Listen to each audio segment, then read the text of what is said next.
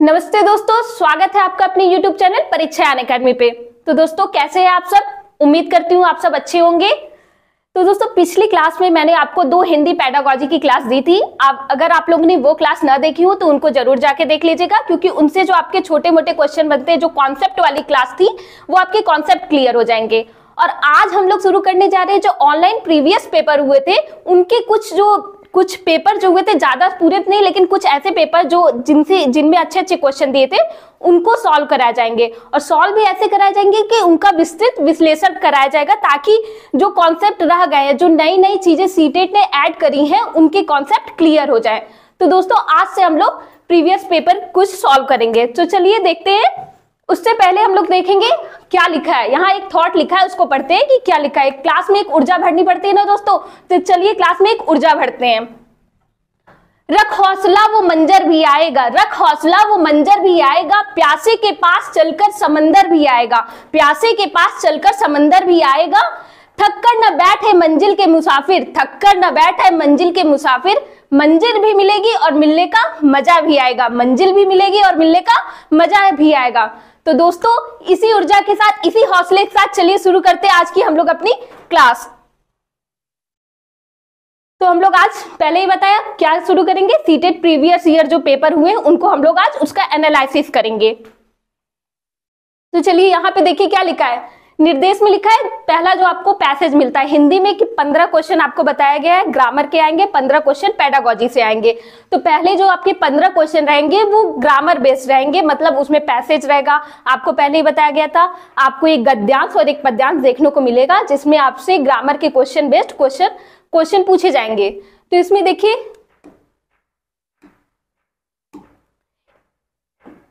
इसमें जो है प्रश्न संख्या 1 से 9, यानी 1 से 9 तक आपके क्वेश्चन जो है, इस जो गद्यांश लिखा है, ये जो कुछ लाइनें दी गई हैं, इससे आपके क्वेश्चन रहेंगे। तो इसमें पहला क्या लिखा है, निम्नलिखित गद्यांश को पढ़कर पूछे गए प्रश्नों के सबसे उपयुक्त उत्तर वाले विकल्प को चुनिए। तो पहले हम लोग गद्यांश को पढ़कर उसके विकल्प चुनने होंगे। लेकिन दोस्तों पहले आप गद्यांश मत पढ़िए। गद्यांश जब भी रहता है उसको सॉल्व करने का एक तरीका होता है। सबसे पहले आप उनके क्वेश्चन पे जाइए, क्वेश्चन ढूंढिए। चलिए पहले हम लोग इसके क्वेश्चन पे बढ़ते हैं आगे। जानते हैं दोस्तों, क्वेश्चन पढ़ेंगे पहला, और अधिकतर गद्यांश में एक चीज रहता है कि आप पहला जो क्वेश्चन पढ़ेंगे, पहले क्वेश्चन का आंसर आपको पहली लाइन, गद्यांश के पहली लाइन में अधिकतर देखने को मिलती है। जो कुछ ये होता है, ट्रिक होता है कि क्या कैसे जल्दी से जल्दी हम लोग सॉल्व करें, उसमें उसके लिए ये है। अगर आपके पास टाइम बचता है तो आखिरी में आप रीचेक जरूर करिएगा, लेकिन टाइम कम होने के लिए आप पहले क्वेश्चन पढ़ा करिए, फिर जाके गद्यांश में पहली लाइन में देखेंगे, आपको उसका आंसर मिल जाएगा। तो चलिए हम लोग पहला क्वेश्चन पढ़ते हैं कि दिया क्या है। तो आपका पहला क्वेश्चन दिया है, शून्य के बारे में कौन सा वाक्य सही है, शून्य के बारे में कौन सा वाक्य सही है।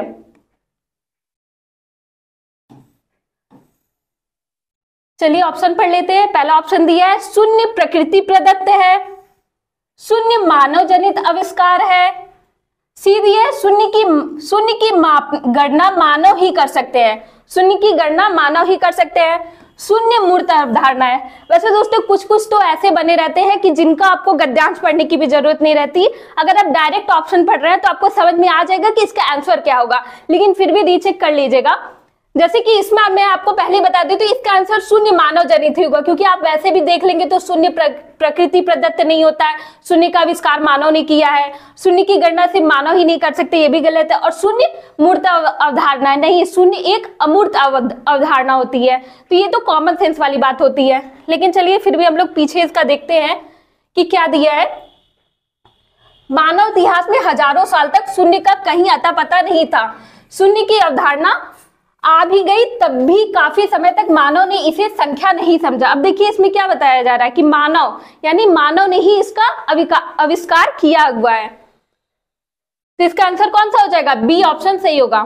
चलिए दोस्तों अब दूसरा देखते हैं। दूसरा क्या है, संख्या के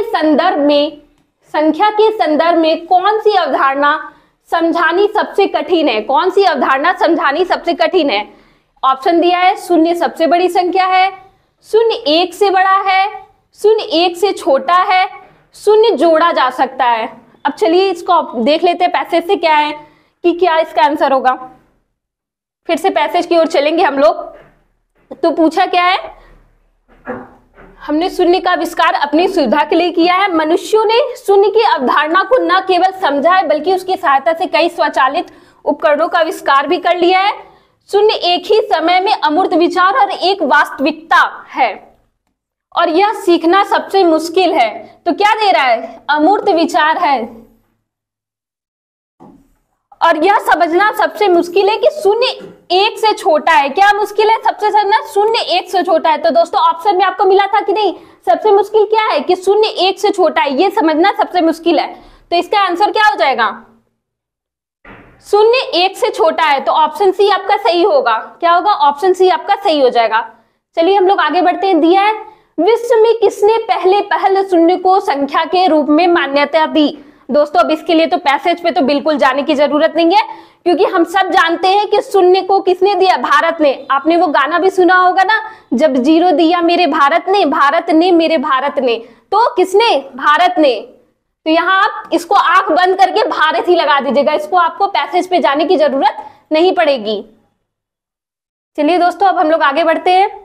अब क्या लिखा है, शून्य एक ही समय में एक अमूर्त विचार है। अभी पैसेज में हम लोग ने पढ़ा था कि नहीं, शून्य क्या है, एक अमूर्त विचार है, यानी जिसको देखा ना जा सके, जो देखा ना जा सके वो अमूर्त।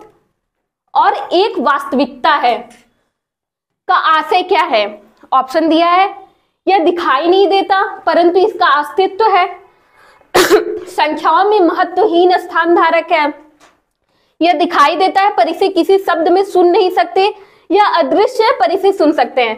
तो दोस्तों वैसे भी आप देख रहे हैं ये क्या है, अमूर्त का मतलब ही क्या होता है, यह दिखाई नहीं देता परंतु इसका अस्तित्व है। शून्य का अस्तित्व होता है लेकिन ये दिखाई नहीं देता, ऑप्शन ए सही हो जाएगा। लेकिन अगर आप पैसेज में चेक करना चाहते हैं तो चलिए चेक कर लेते हैं। यहां लिखा है ना, शून्य एक अमूर्त विचार है, शून्य एक ही समय में एक अमूर्त विचार है और एक वास्तविकता है। तो क्या है, वास्तविकता है, यानी इसका अस्तित्व है।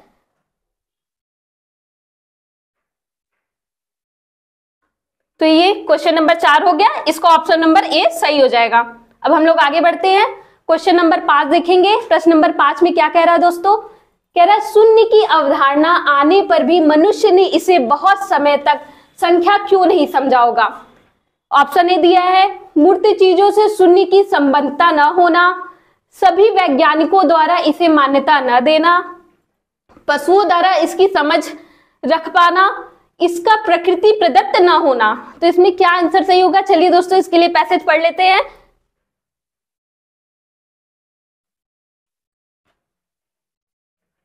यहां तक हम लोग पढ़ चुके थे, आगे बढ़ते हैं। सबसे पहले भारत ने कुछ भी नहीं को दर्शाने के लिए शून्य को एक स्वतंत्र संख्या के रूप में मान्यता दी। अगर हम शून्य को वास्तविक को 1, 2 और 3 जैसी संख्याओं की तरह मूर्त चीजों से संबंध कर पाते हैं तो शायद शून्य को समझना बहुत आसान होता। मतलब क्या, जब हम मूर्त चीजों से संबंधित कर पाते तब शून्य को समझना बहुत आसान होता।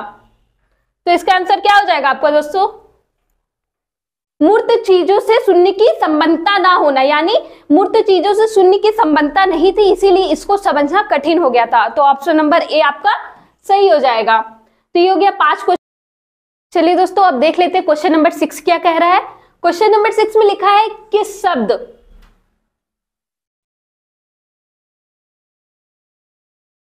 किस शब्द में अब उपसर्ग का प्रयोग नहीं हुआ है। नहीं हुआ है दोस्तों, ध्यान रखिएगा, जहां नहीं दिया हो उसको थोड़ा ध्यान से देखिएगा, क्योंकि इसी चक्कर में बहुत से क्वेश्चन गलत हो जाते हैं। तो नहीं को अच्छे से देखिएगा कि कुछ क्वेश्चन में नहीं दिया रहेगा, उसको ध्यान से करिएगा।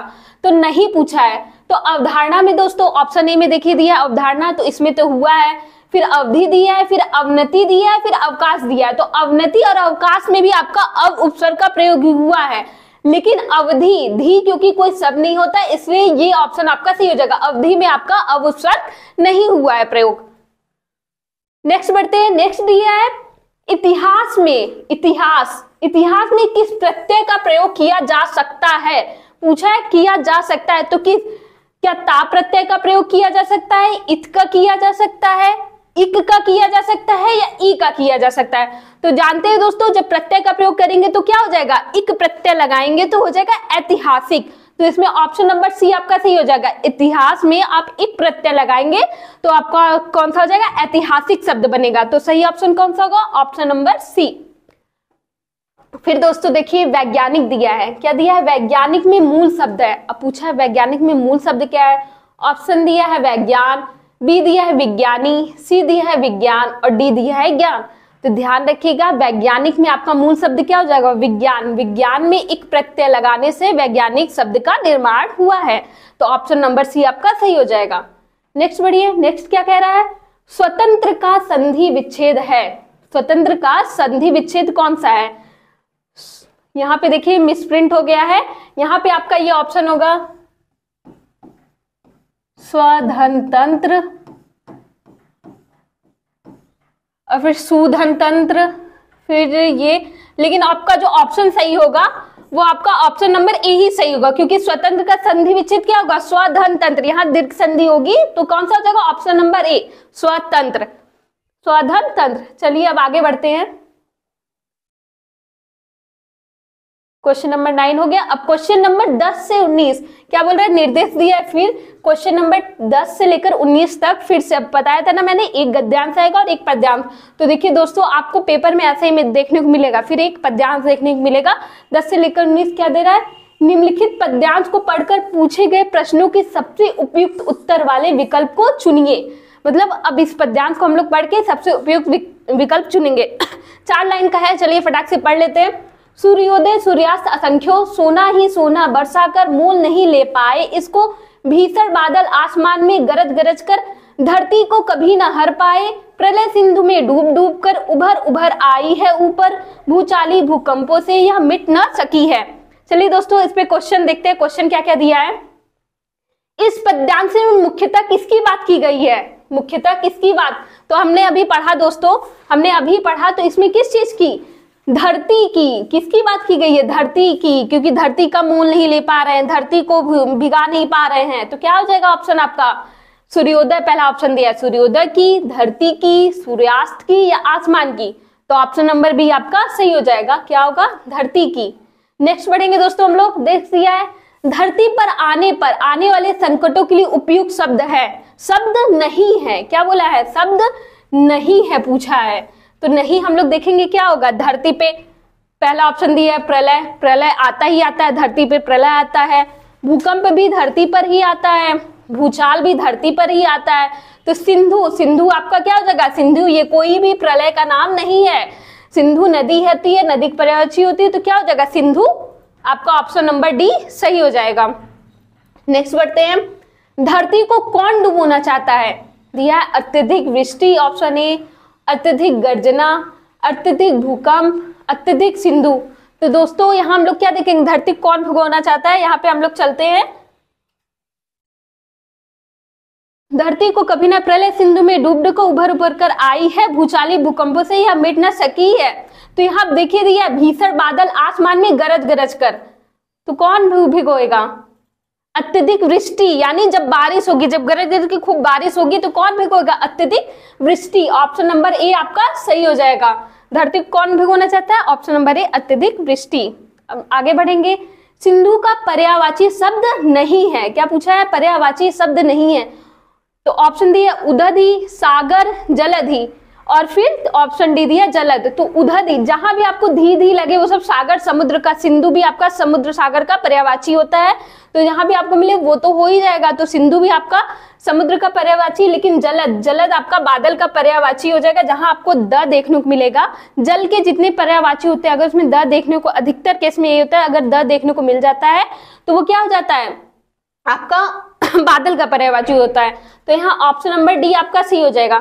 सिर्फ एक धनद जो होता है, धनद, उसमें भी द आता है, लेकिन वो किसका पर्यायवाची होता है, कुबेर जी का पर्यायवाची होता है। तो कुछ छोटी छोटी चीजें हैं, उनको ध्यान में रख के चला करिए आप लोग। चलिए अब हम लोग आगे बढ़ते हैं। आगे दिया है निम्नलिखित में से भिन्न शब्द युग्म है जो मिलते जुलते हैं, जो भिन्न है वो कौन से हैं, देखते हैं क्या है, गरज गरज, भूचाल भूकंपों, सी दिया है उभर उभर, या डी दिया है डुब डुब।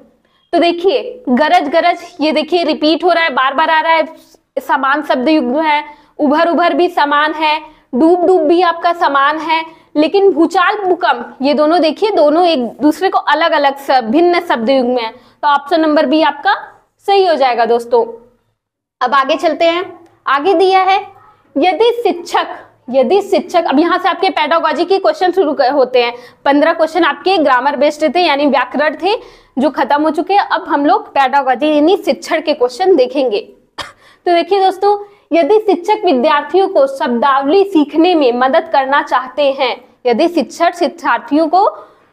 विद्यार्थियों को शब्दावली सीखने में मदद करना चाहते हैं, तो निम्नलिखित में से कौन सा तरीका सबसे प्रभावशाली होगा? कौन सा तरीका सबसे प्रभावशाली होगा? ऑप्शन ए देखिए कहानियों और चित्रों का प्रयोग, बी देखिए दोहराव या ड्रिल का प्रयोग, लिखित अभ्यास का प्रयोग, पाठ्य पुस्तकों का उपयोग। तो दोस्तों दोहराव यानी ये ऑप्शन गलत हो जाएगा, कोई भी चीज रिपीट करके पढ़वाना गलत है। लिखित अभ्यास, सिर्फ लिखित अभ्यास से ही बच्चों की शब्दावलियां बढ़ेंगी, तो ये भी ऑप्शन आपका गलत हो जाएगा। पाठ्य पुस्तकों, मैंने पहले ही बताया था पाठ्य पुस्तक संसाधन है लेकिन एकमात्र संसाधन नहीं है, ध्यान रखिएगा, तो यहाँ पाठ्य पुस्तक गलत हो जाएगा।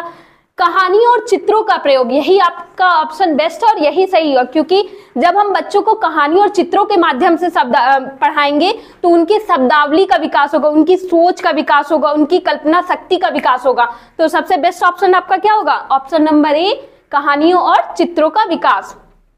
चलिए नेक्स्ट पे पहुंचते हैं हम लोग। नेक्स्ट क्या दिया है? बहुभाषावाद।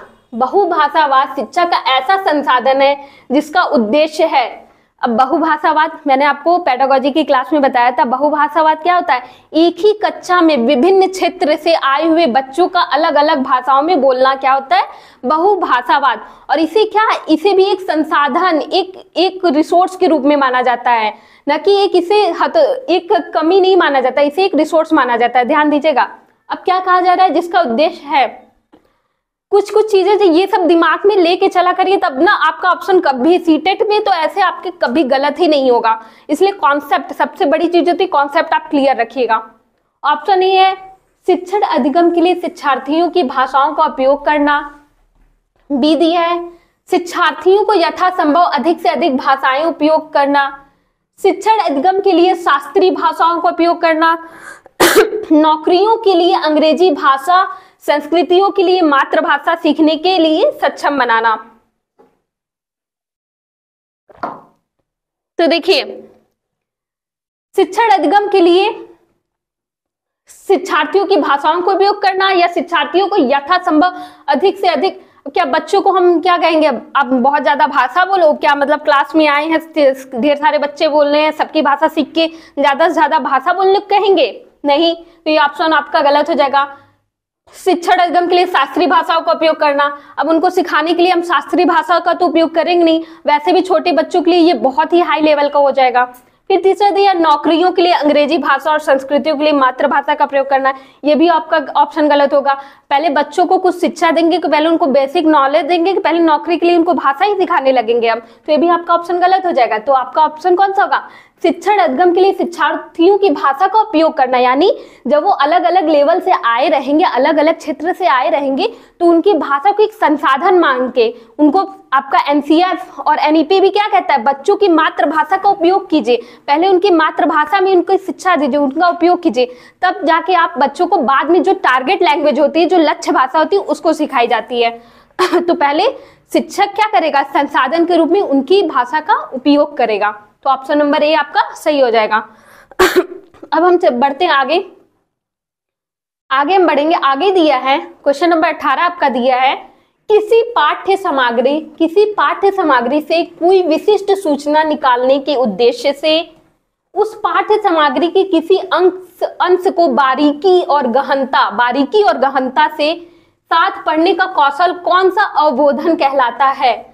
यानी किसी पाठ्य सामग्री का कोई एक ऐसा पैसेज ले ले, उसको जल्दी जल्दी सरसरी निगाह से उसको गहनता से पढ़ेंगे कि जो हमको मैटर चाहिए उसमें मिल जाए। क्या वो अनुमानिक कहलाता है, वैश्विक कहलाता है, स्थानीय कहलाता है या लेन देन कहलाता है? तो आपका दोस्तों इसमें एक ही ऑप्शन आंसर सही होगा, वो क्या होगा? ऑप्शन नंबर ए, अनुमानिक। उसे हम क्या बोलते हैं? अनुमानिक। ये कौन सा कौशल कहलाता है? अनुमानिक कौशल। तो दोस्तों ये याद रखिएगा। अब आगे चलते हैं। आगे दिया है बहुबुद्धि के सिद्धांत के संदर्भ में निम्नलिखित में कौन सी बुद्धि भाषा से संबंधित है? ऑप्शन दिया है प्रवाह सटीकता बुद्धि, बी दिया है भाषाई मौखिक बुद्धि, सी दिया है शब्दावली व्याकरण बुद्धि और डी दिया है दृश्यात्मक स्थानिक बुद्धि। तो दोस्तों बहुबुद्धि सिद्धांत आप जानते हैं इसको किसने दिया था? हॉवर्ड गार्डनर ने। किसने?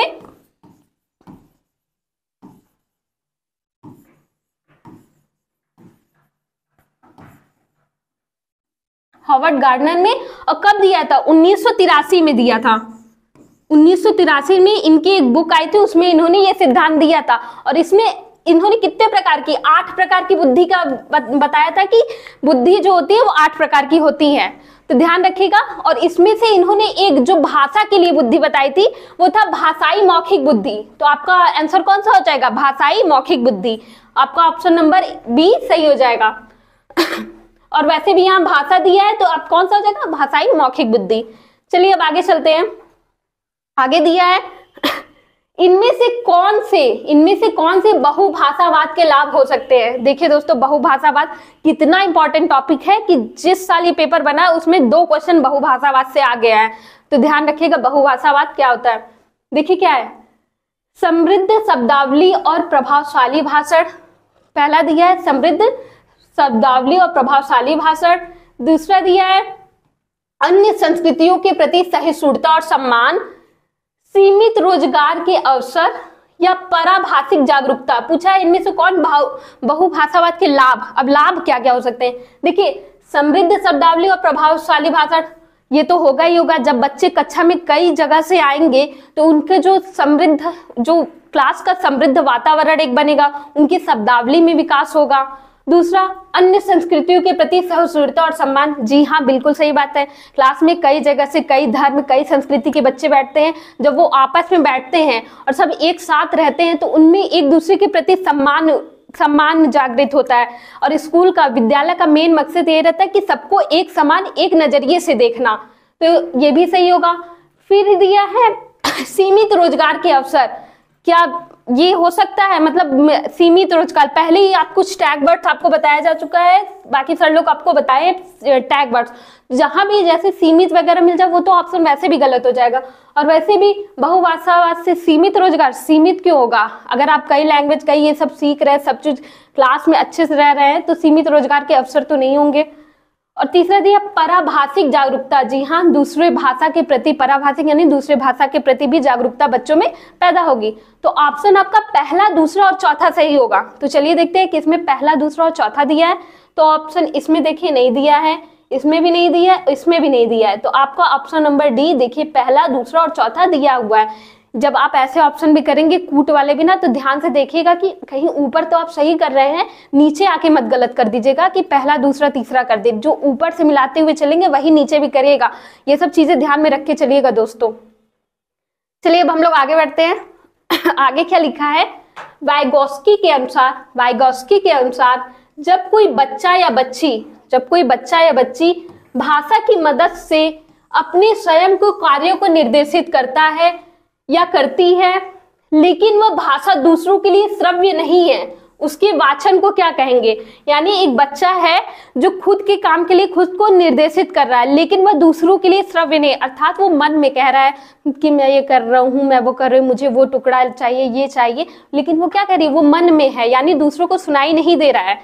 तो वो क्या हो जाएगा? ऑप्शन ए दिया है आंतरिक भाषण, बी दिया है निजी भाषण, सी दिया है सामाजिक भाषण या डी दिया आत्म केंद्रित।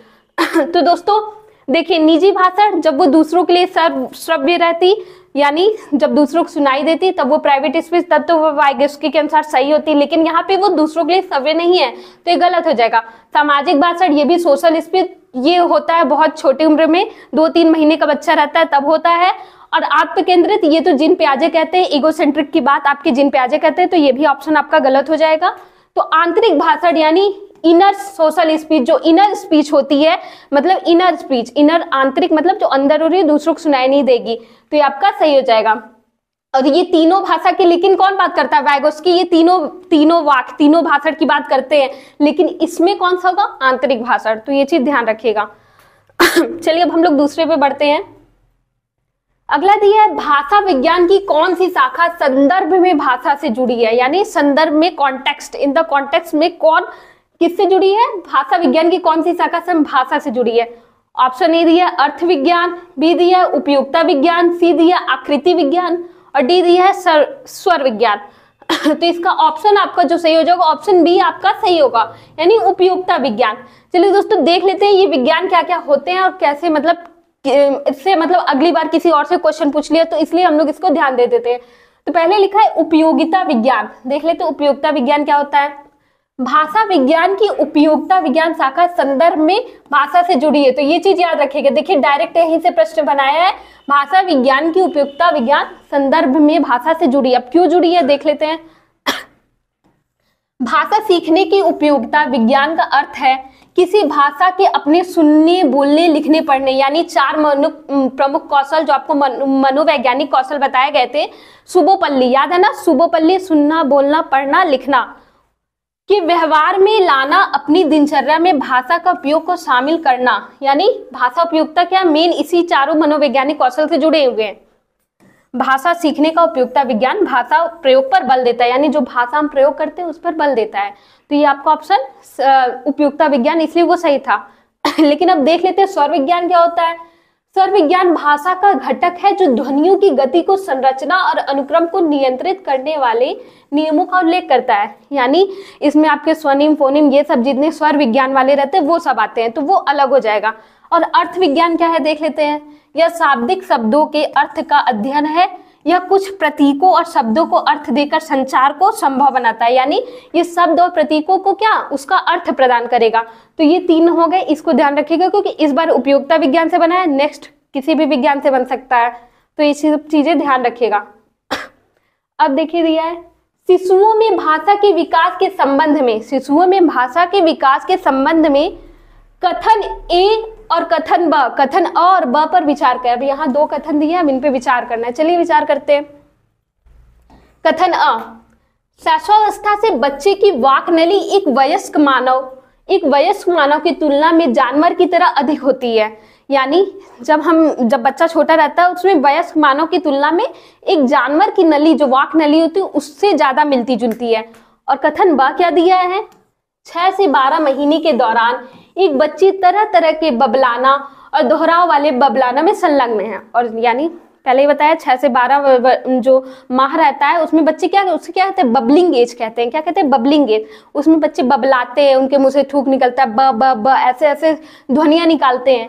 तो ये भी बात सही कही गई है। और जो पहली बात कही गई है ये भी बात सही है कि वयस्क मानव की तुलना में एक जानवर की नली के से ज्यादा मिलती जुलती है। तो यहाँ आपका कथन और ब दोनों सही है।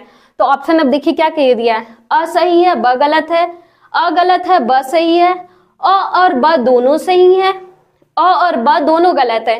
तो मैंने आपको दोस्तों पहले ही बताया क्या, अ और ब दोनों सही है। तो ऑप्शन आपका ऑप्शन नंबर सी सही हो जाएगा। चलिए दोस्तों आगे बढ़ते हैं। आगे दिया है एक बोली मानक बोली का दर्जा पाने के लिए निम्नलिखित चरणों से गुजरती है। देखिए क्वेश्चन का लेवल स्टैंडर्ड क्या है, सीटेड धीरे धीरे बढ़ाता जा रहा है। अब देखिए यहाँ पूछ लिया सीधे मानक बोली का दर्जा पाने के लिए निम्नलिखित चरणों, उसके चरण कौन कौन से, किन किन चरणों से गुजरती है। ऑप्शन ए दिया है चयन, स्वीकृति, संहिताकरण और उद्देश्यों का निर्धारण। ऑप्शन बी दिया है चयन, उद्देश्यों का निर्धारण, संहिताकरण और स्वीकृति। ऑप्शन सी दिया है आपका चयन, संहिताकरण, उद्देश्य का निर्धारण।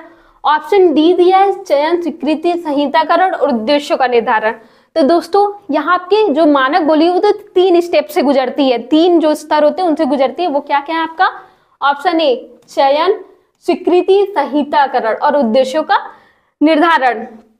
तो 4 स्टेप से, सॉरी, चयन, स्वीकृति, संहिताकरण और उद्देश्यों का निर्धारण। इसमें आपका ये सही हो जाएगा। सॉरी इसमें 3 होगा। कौन सा, चयन, संहिताकरण, स्वीकृति नहीं होगा, चयन, संहिताकरण, उद्देश्य का निर्धारण। सॉरी आपका ऑप्शन नंबर सी हो गया, सी हो जाएगा। कौन सा होगा, ऑप्शन नंबर सी। तो ध्यान देगा चयन, संहिताकरण, उद्देश्य का निर्धारण सिर्फ 3 से ही गुजरती है। चलिए इसके बारे में और जान लेते हैं। देखिए लिखा क्या है, क्या क्या है, भाषा किसी भाषा का बोलचाल, देखते हैं किस किस से होते हैं। किसी भाषा का बोलचाल के स्तर से ऊपर उठकर मानक रूप ग्रहण कर लेना उसका मानकीकरण कहलाता है। यानी जो भाषा प्रचलित है, जो बोलचाल से उठकर जब वो क्या उसका मानक रूप ग्रहण कर लेती है तो क्या उसका मानकीकरण कहलाता है। अब इसमें देखिए प्रथम सोपान क्या कहलाता है। प्रथम सोपान यानी बोली यानी चयन। इस स्तर पर बोली का चयन होता है। क्या होता है? चयन। ध्यान रखिएगा 3 स्तर बताए ना दोस्तों, उसमें पहला चयन होता है। पहले स्तर पर भाषा का मूल रूप एक सीमित क्षेत्र में आपसी बोलचाल के रूप में प्रयुक्त होने वाली बोली का होता है। यानी जो आपस में बोलचाल करते हैं उसके रूप में चयन होता है, जिसे स्थानीय, आंचलिक अथवा क्षेत्रीय बोली कहा जाता है। यानी जो लोग क्षेत्रीय बोली बोलते हैं उसके रूप में उसका चयन किया जाता है। फिर है दूसरा सोपान, जो दूसरा स्टेज है वो क्या है? भाषा वही बोली कुछ विशेष भौगोलिक, सामाजिक, सांस्कृतिक, राजनैतिक व प्रशासनिक कारणों से अपना क्षेत्र विस्तार कर लेती है। यानी उसका क्षेत्र थोड़ा सा और ज्यादा विस्तार हो जाता है। तब क्या होता है? उसका लिखित रूप विकसित होने लगता है। यानी जब उसका वही उसी बोली का लिखित रूप विकसित होने लगेगा, अर्थात इसका संहिताकरण होने लगता है। मैंने आपको बताया ना दोस्तों क्या था? संहिताकरण। दूसरा क्या होगा? संहिताकरण होने, यानी जब वो उस बोली का लिखित रूप विस्तार होने लगता है तो संहिताकरण होता है। और तीसरा सोपान है, तृतीय सोपान, मानक भाषा। यानी तीसरा देखेंगे उद्देश्य का निर्धारण। क्या दिया है? यह वह स्तर है जब भाषा के प्रयोग का क्षेत्र अत्यधिक विस्तृत हो जाता है। यानी बहुत ज्यादा ब्रॉड हो जाता है, बहुत ज्यादा विस्तृत हो जाता है। वह एक आदर्श रूप ग्रहण कर लेता है। यानी आदर्श मतलब बहुत ज्यादा इतने स्तर तक पहुंच जाता है, काफी लोग उसको बोलने लगते हैं। उसका परिनिष्ठित रूप होता है या उद्देश्य का निर्धारण करने लगती है। यानी ये किसी उद्देश्य का निर्धारण करने लगती है। बताया ना ये तीसरा आपका। उसकी अपनी शैक्षणिक, वाणिज्यिक, साहित्यिक, शास्त्रीय, तकनीकी एवं कानूनी शब्दावली होती है। यानी जब उसका इतना विस्तार हो जाए कि वो कानूनी, वाणिज्यिक, शैक्षिक, सामाजिक हर जगह उसका प्रयोग होने लगे, तब क्या हो जाता है? उसका उद्देश्य का निर्धारण होता है। और इसी स्थिति में पहुंचकर भाषा मानक भाषा बन जाती है। यानी 3 स्टेप से गुजरकर बोली एक मानक भाषा का रूप ले लेती है। तो आपका मैंने आपको वो वाला क्वेश्चन देख लीजिए फिर से।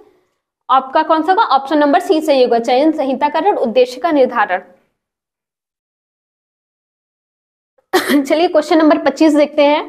बोली के संबंध में कथन और ब पर विचार कीजिए। अब फिर से बोली से ये क्वेश्चन है। देखिए कथन अ क्या कह रहा है? किसी देश के एक हिस्से में बोली जाने वाली विविध भाषाओं में से एक प्रकार जो क्षेत्रीय बोली के रूप में जानी जाती है। और कथन बी दिया है, एक समान शैक्षिक पृष्ठभूमि वाले लोगों द्वारा विविध प्रकार की उपयोग की जाने वाली भाषा में से एक प्रकार की बोली के रूप में जानी जाती है।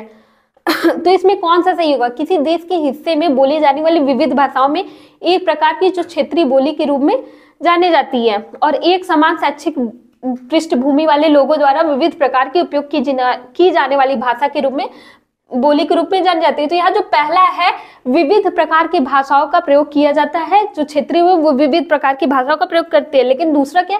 एक समान शैक्षिक पृष्ठभूमि। तो ये आपका गलत होगा। सिर्फ एक समान शैक्षिक पृष्ठभूमि वाले द्वारा ही नहीं प्रयोग किया जाता। तो आपका ऑप्शन नंबर अ सही और ब गलत है। तो ऑप्शन देखिए किसमें दिया? अ सही है, ब गलत है। अ गलत है, ब सही है। अ और ब दोनों सही हैं, अ और ब दोनों गलत हैं। तो आपका क्या हो जाएगा? अ सही है, ब गलत। ऑप्शन नंबर ए आपका सही हो जाएगा। चलिए हम लोग आगे बैठते हैं। बैठते नहीं है, आगे देख लेते हैं। आगे क्या दिया है? पत्नी से क्या दे रहे हैं? देखिए क्वेश्चन है, लोग अलग अलग बातें कर रहे हैं, बोल रहे हैं। देखिए क्या है? पत्नी से, जल्दी करो हमें देर हो जाएगी। ये कोई एक व्यक्ति है जो कह रहा है पत्नी से जल्दी करो हमें देर हो जाएगी। सकर्मी से, जाने का समय हो गया हमें बैठक के लिए देर हो जाएगी। मतलब सकर्मी से क्या कह रहा है? जाने का समय हो गया हमें बैठक के लिए देर हो जाएगी। फिर क्या है? वरिष्ठ नियोक्ता से, अब कोई वरिष्ठ होगा उससे कैसे? आदर सम्मान से। अब कैसे?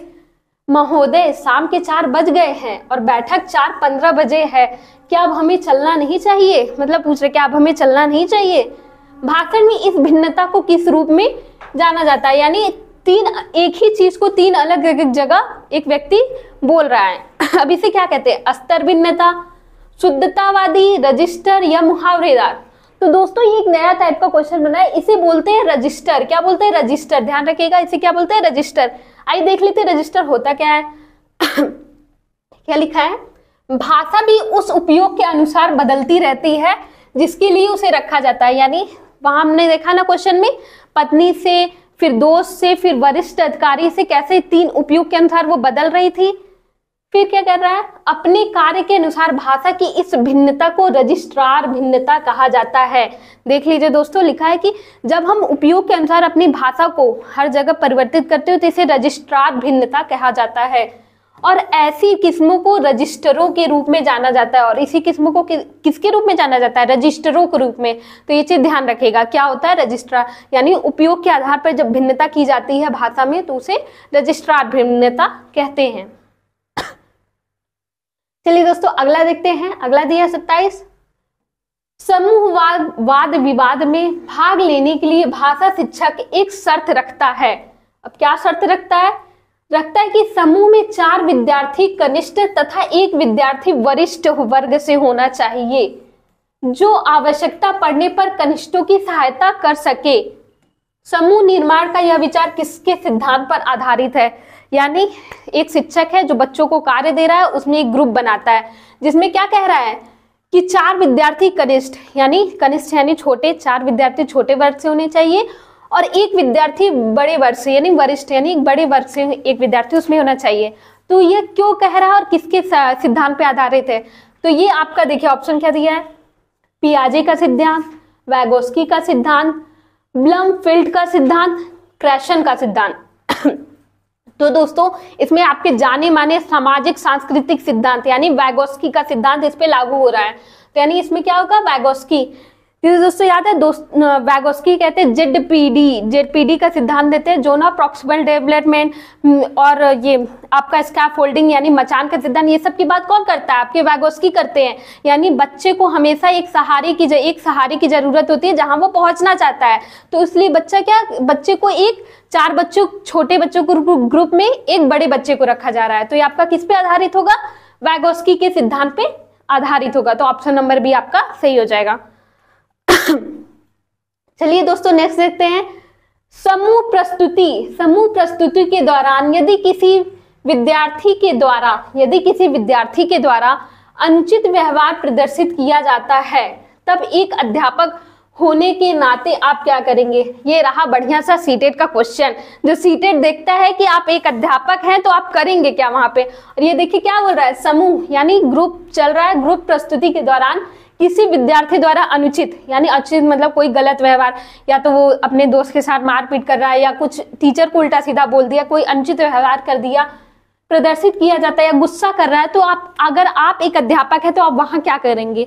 ऑप्शन ए दिया है, समूची कक्षा के सामने उस पर चिल्लाएंगे, यानी क्या अपना फ्रस्ट्रेशन, अपना सबको गुस्सा उसके ऊपर गुस्सा आएगा तो आप उसके ऊपर चिल्ला देंगे।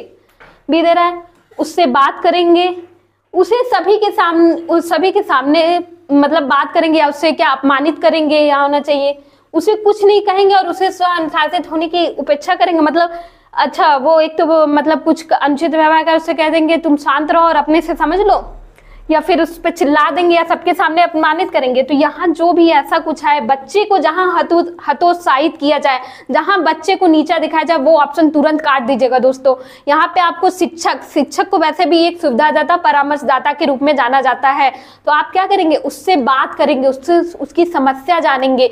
शिक्षक क्या करेगा, उसको समझेगा कि आखिर वो उसके परेशानी का कारण क्या है, वो आखिर ऐसा व्यवहार क्यों प्रदर्शित कर रहा है। तो यहाँ आपका ऑप्शन नंबर बी सही हो जाएगा। चलिए आगे बढ़ते हैं दोस्तों। आगे दिया है, मान्यताओं का वह समूह जो इस बात की व्याख्या करता है कि भाषा संरचनाओं या नियमों का समूह है। किस रूप में जाना जाता है कि भाषा क्या संरचनाओं और नियमों का समूह है। ऑप्शन ए दिया है, अंतःक्रियात्मक उपागम, संप्रेषणात्मक उपागम, निवेश उपागम, संरचनात्मक उपागम। तो यहाँ आपको क्या दिया, देखिए संरचनाओं, भाषा क्या है, संरचनाओं और नियमों का समूह है। तो यहाँ आपका ऑप्शन नंबर डी सही हो जाएगा। क्या होगा, संरचनात्मक उपागम। चलिए दोस्तों आखिरी क्वेश्चन की ओर बढ़ते हैं। क्वेश्चन नंबर 30 क्या दिया है, संप्रेषणात्मक भाषा शिक्षक के संबंध में कथन और ब पर विचार करें। फिर से कथन देख रहे हैं ना दोस्तों, कितने कथन वाले क्वेश्चन आ रहे हैं, तो कथन और ब पे फिर से विचार करते हैं। कथन अ पे दिया है, शिक्षक की भूमिका सामान्यतः वाचन के लिए मॉडल होने के बजाय एक संसाधन या मॉनिटर की है। यानी शिक्षक की भूमिका क्या है, एक संसाधन या मॉनिटर की है। कथन ब क्या दिया है, शिक्षार्थियों को सीखने की व्यक्तिवादी उपागम के आधार पर कक्षा गतिविधियों में भाग लेना पड़ता है। तो विचार कीजिए दोस्तों, वैसे भी आपको पहले ही बताया, एनसीएफ और एनईपी जितनी भी हमारी शिक्षा नीति आती है, शिक्षा के लिए जितनी भी योजनाएं चलाई जाती है, उसमें शिक्षक को क्या एक सुविधादाता, एक परामर्शदाता के रूप में जाना जाता है। तो हमेशा शिक्षक क्या एक संसाधक होगा, एक मॉनिटर होगा जो बच्चों को गाइड करेगा। तो ऑप्शन कथन आपका असही हो जाएगा। शिक्षक की भूमिका समानता वाचन के लिए मॉडल होने के बजाय सिर्फ एक मॉडल नहीं, एक संसाधक या मॉनिटर की होगी। और दूसरा क्या कह रहा है, शिक्षार्थियों को सीखने की व्यक्तिवादी उपागम, व्यक्तिवादी एकदम यानी इंडिविजुअल यानी व्यक्तिवादी जो रहेगा वो एकदम गलत हो जाएगा। सिर्फ शिक्षक ही वहां पे प्रमुख रहेगा तो ये आपका गलत हो जाएगा। ऑप्शन बी आपका यानी कथन ब आपका ये गलत हो जाएगा। तो आपका कथन अ सही है और ब गलत है। देखिए इसमें सही कौन सा हो रहा है, कथन अ सही है ब गलत है। आपका पहला ही ऑप्शन मिल गया, ऑप्शन नंबर ए, कथन अ सही है ब गलत है, और बाकी ये सब तो गलत ही हो जाएगा। तो ऑप्शन नंबर ए आपका सही हो जाएगा। तो दोस्तों यहाँ आपके 30 क्वेश्चन समाप्त होते हैं। तो दोस्तों इसी तरह हमारा सपोर्ट करते रहिए, हमारे चैनल को लाइक कीजिए, सब्सक्राइब कीजिए, शेयर करिए और नोटिफिकेशन ऑन कर लीजिए ताकि आपको समय समय पर आपके लिए जरूरी क्लासेस जो है वो आपको मिलती रहे। हमारे टीचर सारे लगे हुए हैं आप लोग के लिए और आपकी तैयारी पक्की हो जाएगी। बस आपको जरूरत है हमारा साथ देने के लिए, जिससे हमें भी एनर्जी मिलती रहे। तो दोस्तों आज की क्लास मेरी कैसी लगी कमेंट बॉक्स में जरूर बताइएगा। कोई डाउट हो तो जरूर पूछिएगा। हमारा साथ देने के लिए, हमसे जुड़ने के लिए बहुत बहुत धन्यवाद। मिलते हैं नई वीडियो में नए प्रैक्टिस सेट के साथ। तब तक के लिए जय हिंद, जय भारत।